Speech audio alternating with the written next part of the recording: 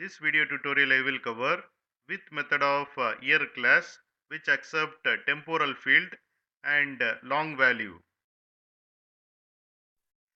Here I have defined the class year demo. I am running this program in debug mode. Here I have created year 1.